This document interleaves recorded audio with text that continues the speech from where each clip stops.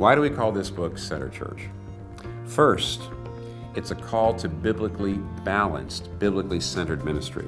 The biblical plot line is creation, fall, redemption, and restoration. And we want ministry to be controlled simultaneously, all the time, by all of those parts of the biblical narrative. Secondly, we call it Center Church because the ministry that we describe comes from urban and cultural centers.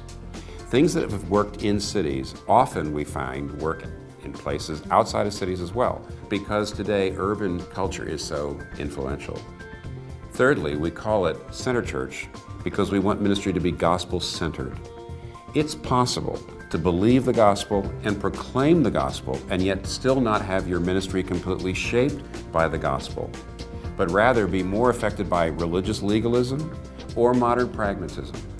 Fourth, we call it Center Church because it presents a theological vision, which is in the middle between program and doctrine. In the early days of Redeemer, people came to me saying, "Tell us about the Redeemer model."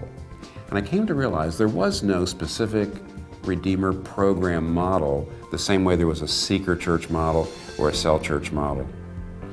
A theological vision is the result of deep reflection on the gospel and on your culture.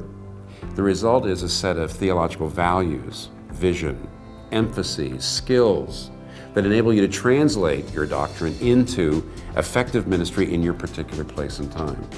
And so we treat subjects like contextualization. How do you speak compellingly to people who don't believe what you believe? How do you holistically bring word and deed together in a way that doesn't compromise the gospel? How do you engage culture? How do you work effectively in cities? In all these ways, the book is addressing issues that Christian leaders and ministers around the world are wrestling with today.